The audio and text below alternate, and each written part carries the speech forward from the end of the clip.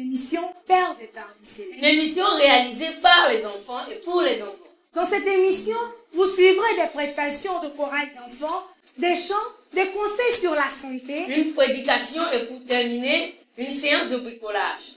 Restez scotchés en notre compagnie et que Dieu vous bénisse. Pierre et Jean allaient prier, ils rencontrent un boiteux qui leur demande de l'argent. Mais voici ce que Pierre lui dit: je n'ai ni âme ni argent, mais ce que j'ai, je te le donne. Au nom puissant de Jésus-Christ de Nazareth, lève-toi et marche. Marchons et sautons et louons Dieu. Marchons et sautons et louons Dieu. Au nom puissant de Jésus-Christ de Nazareth, lève-toi et marche. Marchons et sautons et louons Dieu. Marchons et sautons et louons Dieu. Au nom puissant de Jésus-Christ de Nazareth, lève-toi et marche. Je n'ai ni or ni argent, mais ce que j'ai, je te le donne. Au nom puissant de Jésus-Christ de Nazareth, lève-toi et marche. Marchons et sautons et louons Dieu. Marchons et sautons et louons Dieu. Au nom puissant de Jésus-Christ de Nazareth, lève-toi et marche. Marchons et sautons et louons Dieu. Marchons et sautons et louons Dieu. Au nom puissant de Jésus-Christ de Nazareth, lève-toi et marche. Bienvenue mes chers amis. Aujourd'hui, nous allons parler de l'environnement, la grande maison où nous habitons, la 4e, la lettre de notre série Célébration. Dieu créa le monde, les arbres, les fleurs, les animaux et tout l'environnement afin que l'homme soit heureux. Dieu dit à l'homme de veiller et de garder la terre.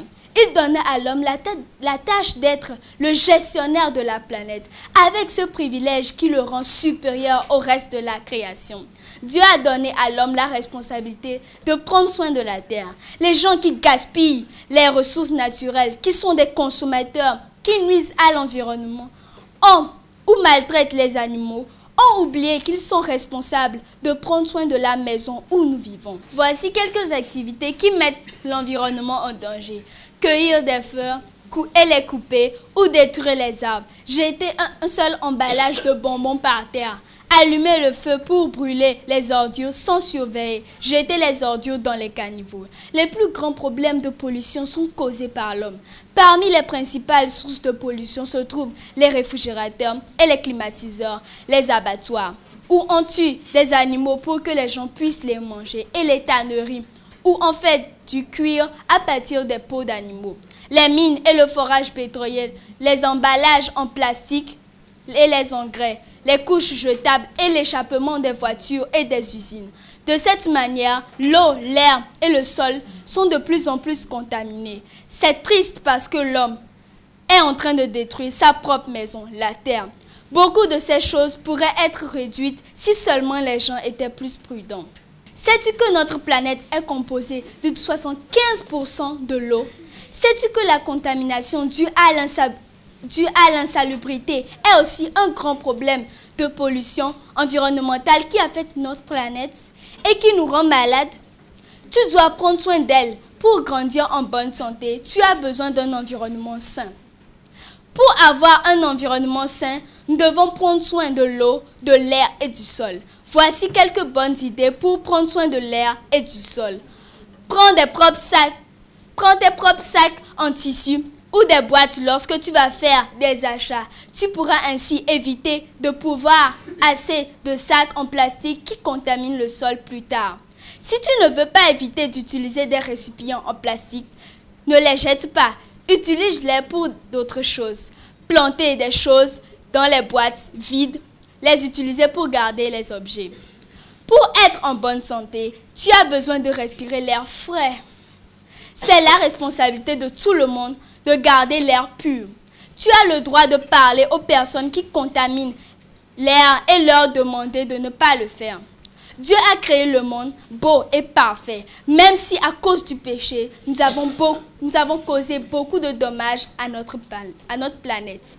Il est encore de notre responsabilité de prendre soin d'elle, mais quand Jésus viendra nous chercher, Il rétablira la terre et la rendra aussi belle qu'elle était au début.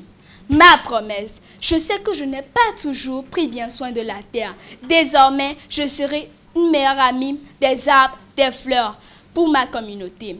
Je vais essayer de nettoyer les ordures que je trouve sur le sol, même si je ne les ai pas mises là.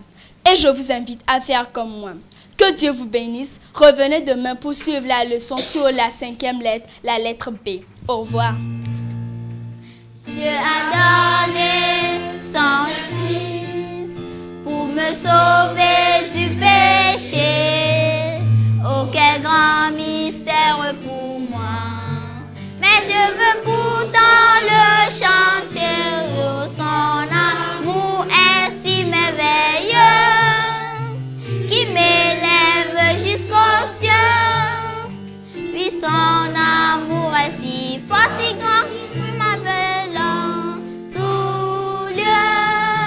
Voilà pourquoi, lorsqu'un beau jour, j'entrerai au paradis, de tout mon cœur je m'écrierai gloire à Dieu pour son grand et merveilleux amour. Oh mon Golgotha jadis, Jésus est mort crucifié. Oh quel grand mystère pour moi. Mais je veux pourtant le chanter. Oh son amour est si merveilleux qui m'élève jusqu'aux cieux. Puis son amour est si fort, si grand, qui m'enveloppe en tout lieu.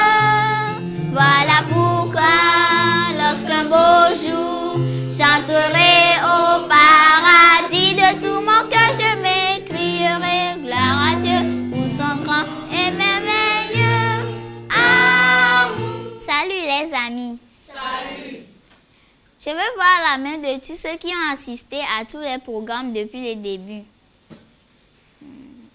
C'est merveilleux. Je souhaite que vous veniez chaque fois. Combien sont ici pour la première fois? Une bienvenue particulière à tous les nouveaux. J'espère que vous pourrez venir chaque fois. Le titre du programme d'aujourd'hui s'intitule L'arbre interdit. Vous répondez très bien aux questions. Aujourd'hui, je vais commencer par une question. Qui peut me dire qui a créé le monde? Oui? Jésus a créé le monde. C'est juste. Jésus, Dieu le Fils, a créé le monde. Il a travaillé avec Dieu le Père et avec le Saint-Esprit. Au commencement, notre monde était parfait. Les jardins n'avaient pas de mauvaises herbes et les arbres étaient très grands et magnifiques. Il ne faisait jamais ni trop chaud ni trop froid. Il n'y avait point de tempête. Les animaux étaient amicaux et gentils. Les chats ne griffaient pas et les chiens ne mordaient pas. Même les animaux tels que les lions et les loups étaient gentils et bons. Un agneau pouvait jouer avec un loup et le loup ne lui faisait pas de mal. Rien de triste ne se produisait, personne ne se blessait, personne ne tombait malade et personne ne mourait. Personne ne se mettait en colère non plus, personne ne pleurait. Est-ce que notre monde en est ainsi aujourd'hui? Non. Non, aujourd'hui il y a de la tristesse et des problèmes partout dans le monde. Nos jardins sont pleins de mauvaises herbes. Parfois même, les bonnes plantes ne poussent plus. Parfois, les tempêtes détruisent les maisons et les jardins. Bien souvent, les ouragans tuent beaucoup de gens. Beaucoup d'animaux ont peur de nous et certains nous haïssent. Quelquefois, ils essaient de nous blesser. Les gens souffrent de toutes sortes de maladies terribles. Les gens se haïssent et se disent des paroles méchantes et des gros mots. Parfois, les gens se battent et se tuent entre eux. Et on se demande, qu'est-ce qui est arrivé à notre monde si parfait et merveilleux? Celui que Jésus a créé au commencement. Pourquoi est-il si différent aujourd'hui? Les problèmes ont commencé il y a très longtemps de cela. Ça a commencé avec un ange qui était très sage et très beau. Il s'appelait Lucifer.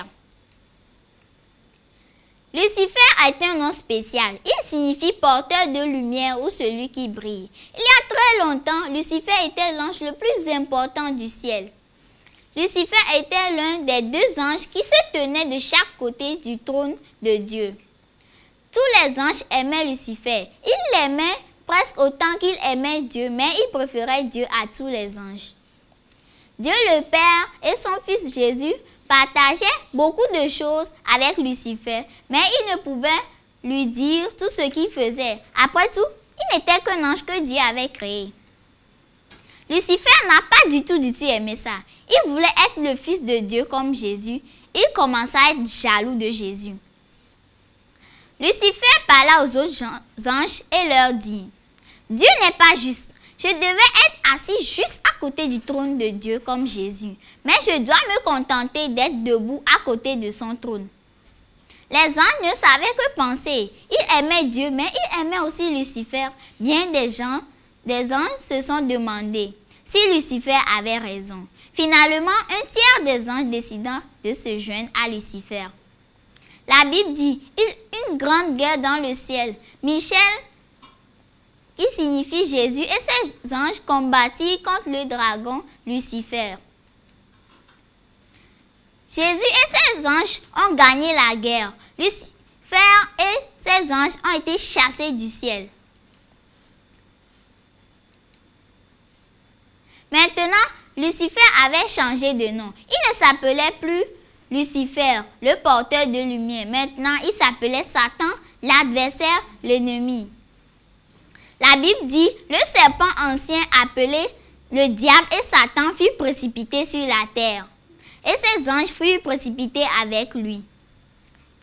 Où est-ce que Satan et ses anges sont allés? Oui? Sur la terre. C'est bien, sur la terre, sur notre planète parfaite et belle. Dieu aurait pu détruire Lucifer et ses anges. Mais si Dieu avait fait cela, beaucoup d'entre eux se seraient demandé si c'était juste. Dieu devait permettre à tous de comprendre combien le péché est terrible. Ainsi, Satan et ses anges ont été précipités sur cette terre, mais Dieu ne leur permit pas d'aller n'importe où. Dieu permit à Satan d'accéder à un seul endroit du jardin, dans l'arbre de la connaissance du bien et du mal. Depuis cet arbre, Satan vit Adam et Ève. Il remarqua combien il était si heureux. Il vit combien il aimait Dieu. Satan n'a pas apprécié cela. Il a voulu détruire leur bonheur. Satan savait que la désobéissance produit la tristesse. Il décida de tenter Adam et Ève à désobéir à Dieu. Jésus savait ce que Satan voulait faire. Chaque soir, il venait parler avec Adam et Ève. Jésus leur raconta la révolte de Satan et la guerre dans le ciel. Il les mit en garde au sujet de l'arbre de la connaissance du bien et du mal. Il leur dit, ne mangez pas de ce fruit. Si vous en mangez, vous allez mourir. Adam et Ève firent non de la tête. Nous ne nous approcherons même pas de cet arbre. Adam et Ève ne savaient pas que l'arbre était un test très facile. C'était un test pour savoir s'ils obéiraient ou s'ils choisiraient leur propre voie. Un jour, Ève fit une promenade dans le jardin. Brusquement, elle se retrouva devant l'arbre de la connaissance du bien et du mal. Elle se dit, « Oh, voici l'arbre dont Jésus nous a parlé. Comme son fruit paraît bon. Je me demande pourquoi nous ne pouvons pas le manger. » C'est alors qu'Ève entendit une voix venant de l'arbre. Elle paraissait amicale et douce. La voix posa une question à Ève. « Dieu a-t-il réellement dit que vous ne pouviez pas manger de tous les arbres du jardin? » Ève se rapprocha pour voir qui lui parlait. C'était un serpent. Ève n'avait jamais entendu un serpent parler auparavant. Elle ne savait pas que Satan se servait du serpent pour lui parler. Ève répondit au serpent, « Nous pouvons manger du fruit de la plupart des arbres du jardin, mais nous ne devons pas manger le fruit de celui-ci. Dieu a dit que nous mourrions si nous en mangeons. » Le serpent se mit à rire. « Ha ha ha, vous ne mourrez point. Dieu ne veut pas que vous mangiez du fruit de cet arbre. Il sait que si vous en mangez, vous serez comme lui. » Le serpent mit un fruit dans la main d'Ève. Il dit, « Tiens, prends ça. Tu vois comme il est beau? Tu vois comment il sent bon? » Ève aurait dû fuir à toutes jambes, mais elle resta et écouta. Satan dit, « Regarde, tu tiens le fruit dans ta main, et pourtant, il ne te fait pas de mal. Mange-le, tu vas aimer ça. Imagine un peu comme tu seras intelligente. Tu seras une déesse. Mange. La Bible dit, la femme vit que l'arbre était bon à manger et agréable à la vue et qu'il était précieux pour ouvrir l'intelligence. Elle prit de son fruit et en mangea.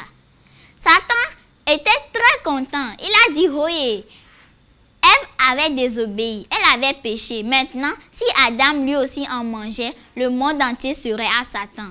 Satan dit à Ève, excellent, maintenant apporte un peu à Adam. Partage avec lui. Elle trouva Adam, elle lui donna le fruit. Elle dit, regarde, j'ai mangé du fruit de l'arbre interdit. Si tu en manges également, tu deviendras un dieu. Adam savait qu'Ève avait commis une action horrible, mais il l'aimait à la folie. Si elle devait mourir, il préférait mourir avec elle et Adam lui aussi mangea le fruit. Tout d'un coup, Adam et Ève ne se sentirent plus aussi heureux. Ils avaient désobéi à Dieu et ils se sentaient tristes et confus. Avant cela, ils attendaient avec impatience la visite de Jésus. Mais maintenant, ils avaient peur. Lorsqu'ils entendirent les pas de Jésus, ils se cachèrent. Jésus savait qu'il était là. Il les appela et finalement, il se montrait. Il leur demanda, mais pourquoi vous cachez-vous? Adam lui répondit, j'avais peur. Adam n'avait jamais eu peur avant, mais c'est ce qui s'est produit lorsque nous désobéissons à Dieu. Nous commençons à avoir peur de lui. Jésus était triste qu'Adam et Ève avaient désobéi. Il savait que maintenant, il allait désobéir encore et encore. Il ne pouvait demeurer dans le jardin parfait. L'arbre de la vie était dans le jardin. Le fruit de l'arbre de la vie allait les empêcher de mourir. S'ils en mangeaient, le péché allait subsister pour l'éternité. Ils ne pouvaient plus vivre éternellement dans leur demeure, ce jardin parfait. Ils allaient devoir quitter le jardin et ils allaient vieillir et mourir. Maintenant, Adam et Ève savaient que Satan leur avait menti.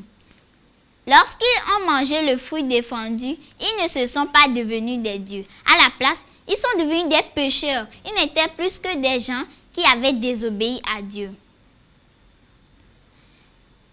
Ce fut le début de tous les problèmes de ce monde.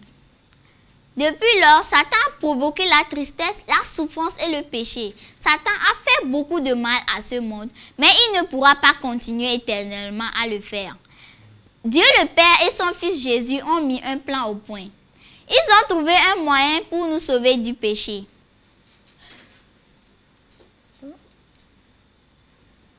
Avant qu'Adam et Ève quittent le jardin, Jésus leur parla de son plan. Un jour, Dieu le Père enverrait Jésus dans ce monde sous la forme d'un bébé. Jésus serait le Messie, le seul qui serait en mesure de sauver le monde du péché. Jésus allait grandir pour devenir un homme, puis il allait mourir sur une croix pour payer le prix de nos péchés. Nous avons besoin d'être sauvés de nos péchés. Si nous ne sommes pas sauvés de nos péchés, nous allons mourir pour l'éternité. La Bible dit, le salaire du péché, c'est la mort. Nous avons tous péché. Nous avons tous désobéi à Dieu. Satan nous pointe du doigt et dit, elle a péché, il a péché, ils m'appartiennent. Ils doivent mourir pour toujours. Jésus dit, oui, le prix du péché, c'est la mort. Mais je suis venu en tant que le Messie, j'ai payé le prix à leur place. Je suis mort pour eux afin qu'ils vivent éternellement avec moi. Voilà pourquoi la Bible dit, le salaire du péché, c'est la mort, mais le don gratuit de Dieu, c'est la vie éternelle. Jésus t'aime tant qu'il est mort pour toi. Satan va murmurer à ton oreille, tu as péché, tu dois mourir pour toujours. Mais tu peux lui répondre, arrière de moi Satan, le salaire du péché c'est la mort, mais le don gratuit de Dieu c'est la vie éternelle. Lorsque nous disons cette phrase, Satan s'enfuit. Répétons ensemble cette phrase. Le salaire du péché c'est la mort, mais le don gratuit de Dieu c'est la vie éternelle. Romains 6, verset 23. Dites-moi, quel est le salaire du péché? Oui, toi. Oui, la mort. Répétez avec moi. Le salaire du péché, c'est la mort. Mais quel est le don de Dieu? Oui. La vie éternelle. Oui, c'est la vie éternelle. Répétez-le avec moi. Le salaire du péché, c'est la mort, mais le don gratuit de Dieu, c'est la vie éternelle. Romains 6, verset 23. Maintenant, je vais réciter le verset. Chaque fois que je m'arrête, vous ajoutez le mot suivant. Le salaire du péché, c'est la mort, mais le don de Dieu, c'est la vie éternelle. Romains 6, verset 23. Très bien. Maintenant, répétez tous les mots avec moi. Le salaire du péché, c'est la mort, mais le don gratuit de Dieu, c'est la vie éternelle. Romains 6, verset 23. Voici les premières lettres de chaque mot de ce verset. Utilisez ces lettres pour répéter les mots du verset avec moi. Parlez lentement. Le salaire du péché, c'est la mort, mais le don gratuit de Dieu, c'est la vie éternelle. Romains 6, verset 23. Le péché me fait mal, mais Jésus m'aime. C'est ce que dit la Bible dans Romains 6, verset 23. Répétons encore une fois ce verset ensemble. Le salaire du péché, c'est la mort, mais le don gratuit de Dieu, c'est la vie éternelle. 6, verset 23. Jésus était prêt à donner sa vie pour nous sauver du péché. Cela montre combien il t'aime, cela montre combien il m'aime. Levons-nous et chantons l'amour de Jésus.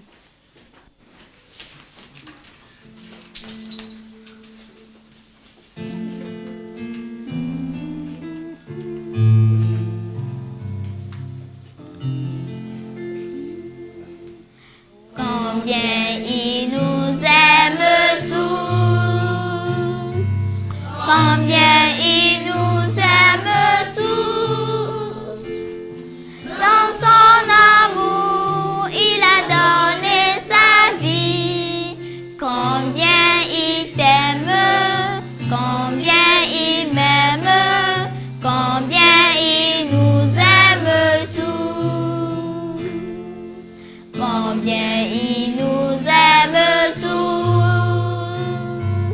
combien il nous aime tous, dans son amour il a donné sa vie, combien il t'aime, combien il m'aime, combien il nous aime tous. Asseyez-vous. Lucifer voulait être Dieu. Il croyait savoir mieux que Dieu. Mais regardez les conséquences dans notre monde. Il y a des tornades, des tremblements de terre, des tsunamis, des inondations, des terroristes, des maladies, la tristesse, la souffrance. L'univers tout entier voit maintenant que le péché apporte la tristesse. Très bientôt, Jésus va revenir. Il va mettre un terme au péché et détruira Satan pour l'éternité. Alléluia. Amen. Avant que Jésus ne revienne, nous devons faire tous notre choix. Qui veux-tu croire? Veux-tu faire confiance à Satan qui te hait et qui désire te faire mourir? Ou veux-tu faire confiance à Dieu qui t'aime et qui désire que tu vives éternellement au ciel? Chaque personne sur la terre doit faire son choix. Personne ne peut choisir à ta place. Tu dois décider pour toi-même. Tu peux choisir Satan et mourir avec lui. Ou tu peux choisir Jésus et le don de la vie éternelle. Que vas-tu choisir? Oui, c'est bien. Jésus parle à ton cœur. Il dit, je veux te donner la paix et le bonheur pour toujours. Veux-tu répondre oui à Jésus? Oui. Si tu veux dire oui à Jésus, mets-toi à genoux tandis que nous prions.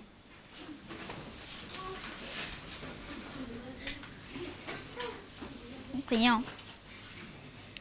Cher Père Céleste, merci de nous avoir tant aimés. Nous désirons être libérés du péché et de la tristesse. Nous voulons vivre avec toi pour toujours. Amen. Amen.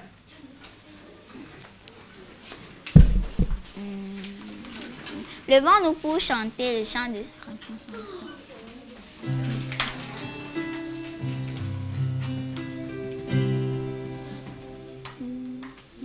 Viens dans mon cœur, viens dans mon cœur, oui, viens dans mon cœur, oh Jésus, viens en ce jour, viens pour toujours, oui, viens dans mon cœur, oh Jésus. Asseyez-vous.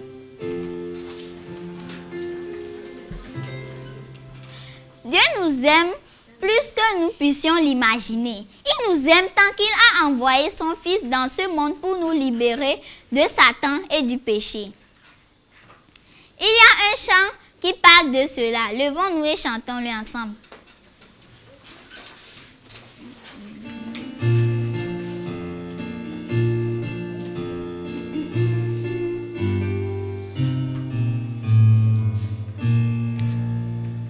Dieu a donné son Fils pour me sauver du péché. Oh, quel grand mystère pour moi. Mais je veux pourtant le chanter. Oh, son amour est si merveilleux qui m'élève jusqu'aux cieux. Puis son amour est si fort, si grand, m'appelle en tout lieu. Voilà pourquoi, lorsqu'un beau jour, j'entrerai au paradis, de tout mon cœur je m'écrierai gloire à Dieu pour son grand et merveilleux amour. Oh mon Golgotha jadis, Jésus est mort crucifié. Oh, quel grand mystère pour moi. Mais je veux pourtant le chanter. Oh, son amour est si merveilleux qui m'élève jusqu'aux cieux. Puis son amour est si fort, si grand, qui m'enveloppe en tout lieu. Voilà pourquoi, lorsqu'un beau jour, j'entrerai au paradis, de tout mon cœur je m'écrierai gloire à Dieu pour son grand et merveilleux amour. Asseyez-vous.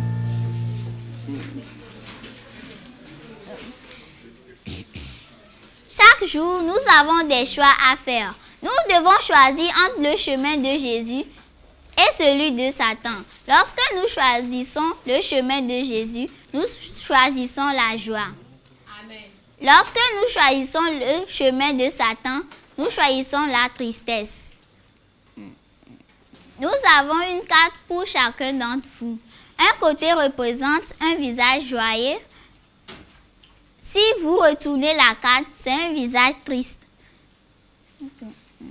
Si je vous parle d'un choix en faveur de Jésus, vous me montrerez le visage joyeux. Si je vous parle d'un choix en faveur de Satan, vous me montrerez le visage triste.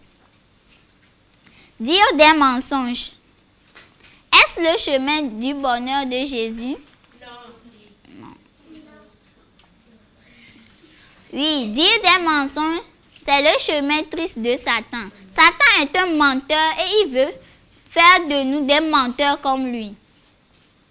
Lorsque nous aidons maman, est-ce que nous choisissons le chemin de Jésus ou celui de Satan? Celui de Jésus. Oui. Avez-vous montré le visage joyeux? Très bien. Aider nos parents est le chemin du bonheur de Jésus. Si nous sommes insolents avec maman, est-ce que nous suivons Jésus ou Satan? Satan.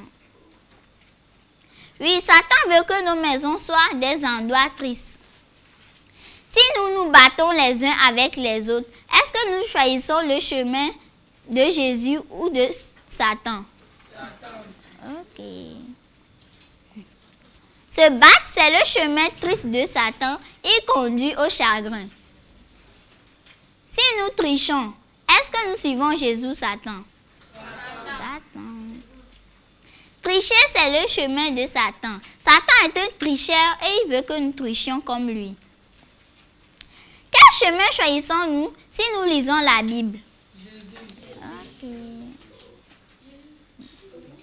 C'est le chemin de Jésus. Jésus est heureux lorsque nous lisons la Bible. La Bible nous apprend comment dire non à Satan. Et si je bois, je fume et je prends de la drogue? Satan. Oui, ce sont des choses qui appartiennent au chemin misérable de Satan. Satan sait que ces choses vont détruire notre corps et notre esprit. Elle veut nous empêcher de comprendre la parole de Dieu. Et si je vole de l'argent ou bien d'autres choses, est-ce le chemin de Jésus ou de Satan? Satan. Oui, voler, c'est l'un des trucs de Satan. Il veut nous voler la vie éternelle. Et lorsque je prie Dieu,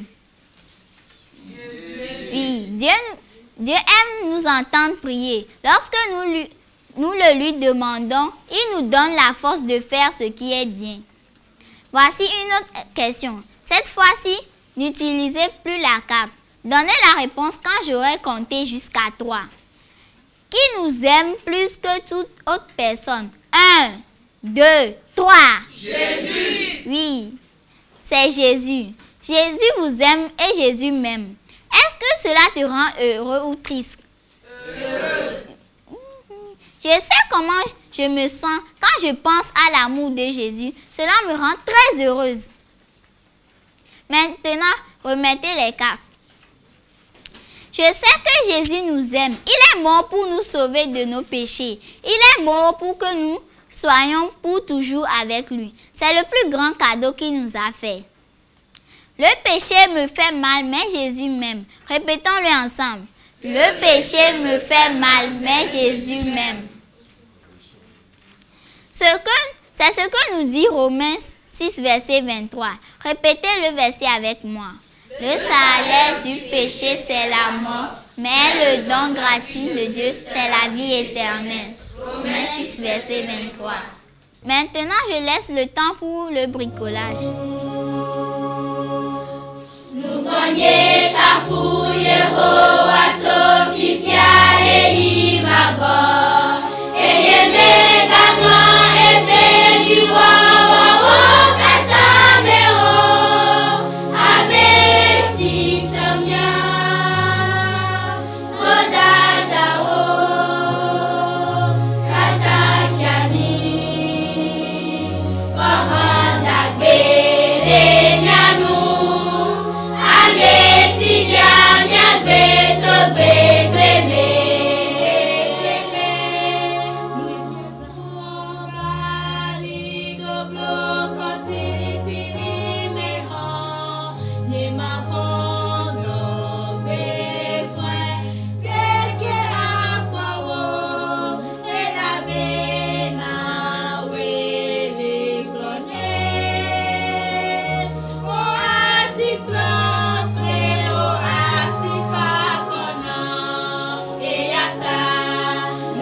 Yeah.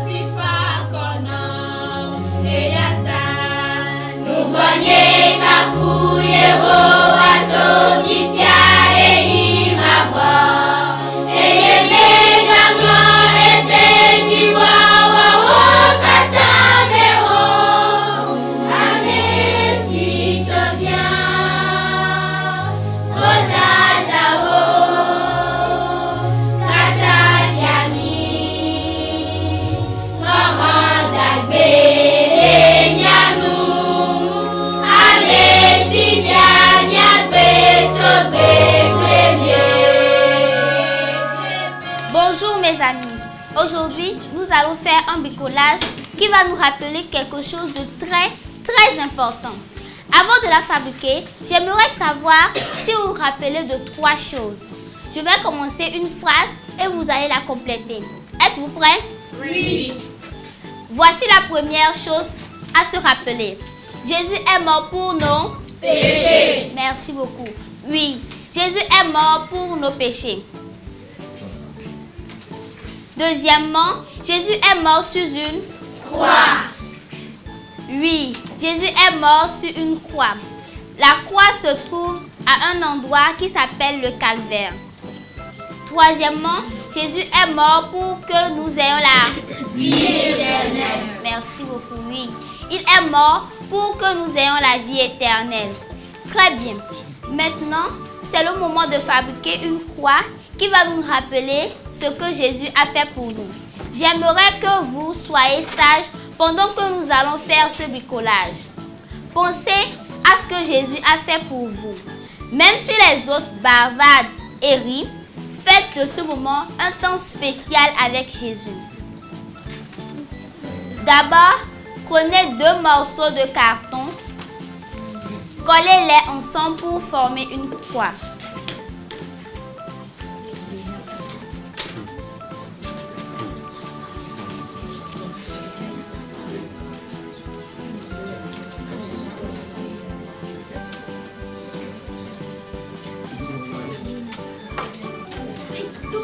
Maintenant, on va montrer les croix collées les ensemble.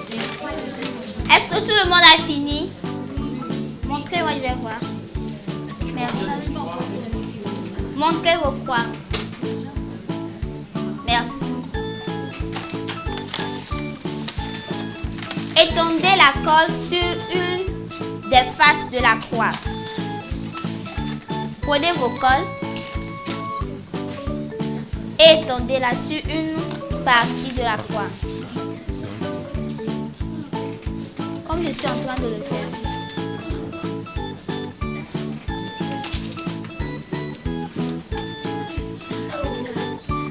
Est-ce que vous avez fini?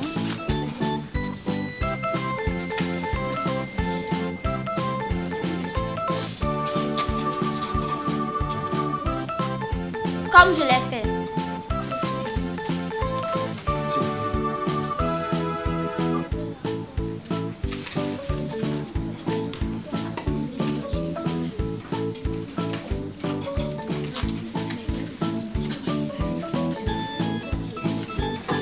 Collez une copie de Romains 6, verset 23 au milieu de la croix.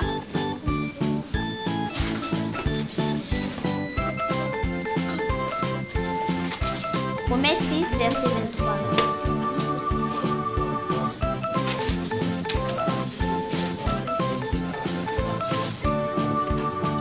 Vous voyez, au milieu, le verset.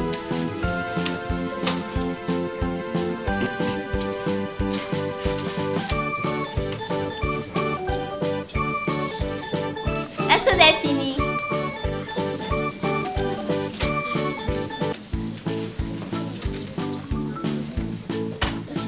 Maintenant, prenez quelques morceaux de papier que vous avez déjà reçus.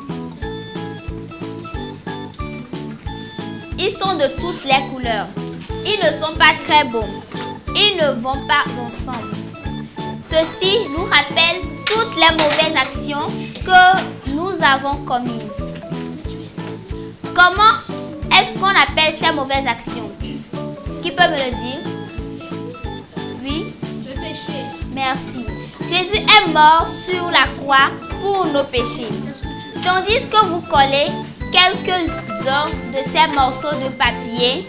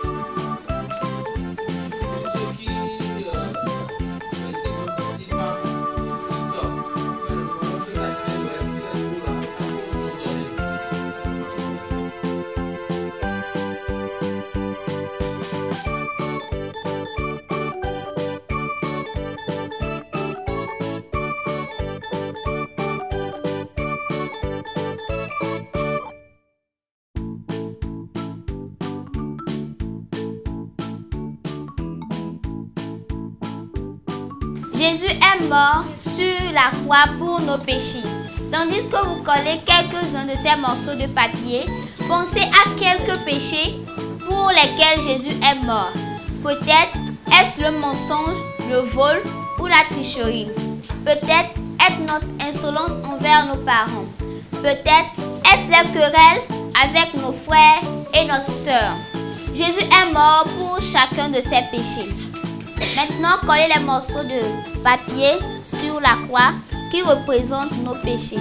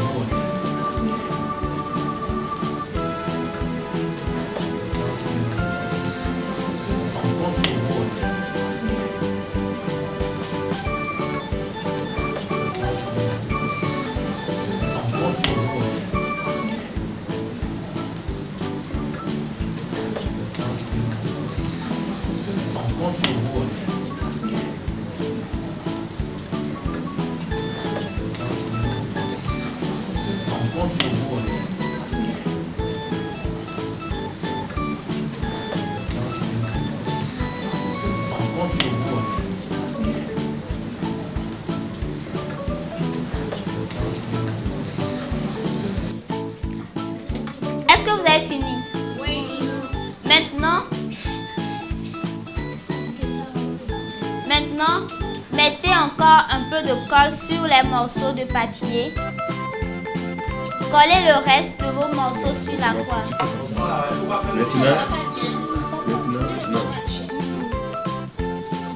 Maintenant, mettez encore un peu de la colle sur les morceaux de papier. Collez le reste de vos morceaux sur la croix. En collant chacune des pièces, faites une petite prière à Jésus. Vous pouvez le faire silencieusement dans votre tête. Dites, merci Jésus d'avoir payé pour mes péchés.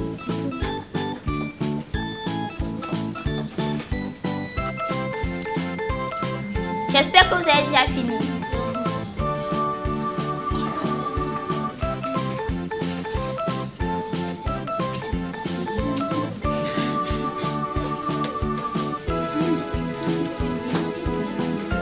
S'il vous plaît, montrez-moi vos croix, ceux qui ont déjà fini. Ne soulevez pas trop haut, pas trop haut. Emportez votre croix avec vous à la maison. Mettez-la à un endroit où vous la verrez chaque jour. Chaque fois que vous regarderez votre croix, souvenez-vous que Jésus est mort pour vos péchés. Pour chacun d'eux. Le péché me fait mal, mais Jésus m'aime. Levons-nous et récitons ce verset de la Bible qui nous rappelle cette vérité. Levons-nous.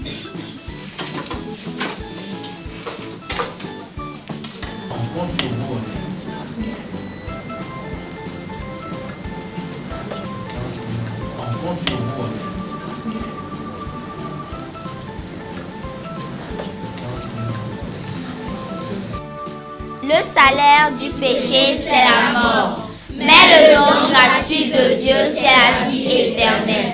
Romains 6, verset 23. Merci beaucoup, Assez. Merci de m'avoir suivi et à la prochaine. Au revoir.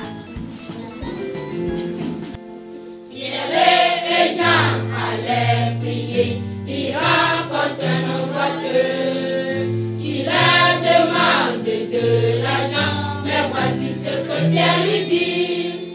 Je n'ai ni âme ni argent, mais ce que j'ai, je te le donne. Au nom puissant Jésus-Christ de Nazareth, lève-toi et marche.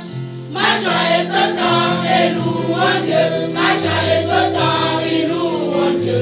Au nom puissant de Jésus-Christ de Nazareth, lève-toi et marche. Marchons et sautons et louons Dieu. Marchons et sautons et louons Dieu.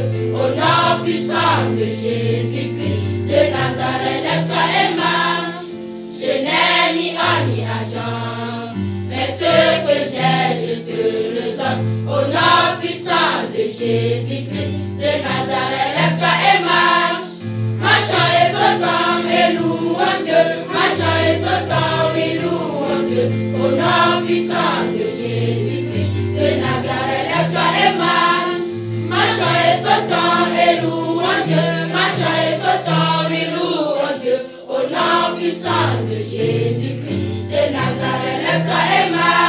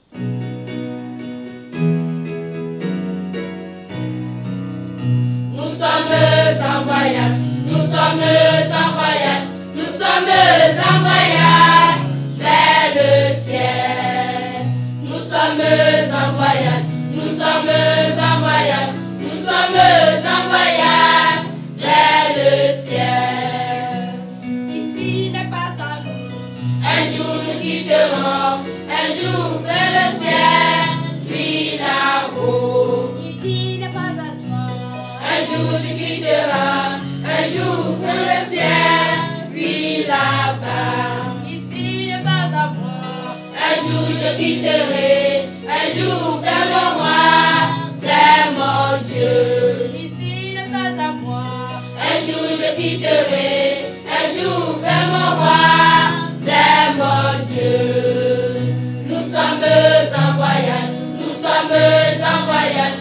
sommes en voyage vers le ciel. Nous sommes en voyage, nous sommes en voyage, nous sommes en voyage vers le ciel. Nous sommes arrivés à la fin de notre émission Père des Parvis Célestes. Nous sommes très ravis de passer ce moment avec vous. Nous espérons vous revoir demain pour la suite du programme. D'ici là, restez sages et que Dieu vous bénisse. Bye bye.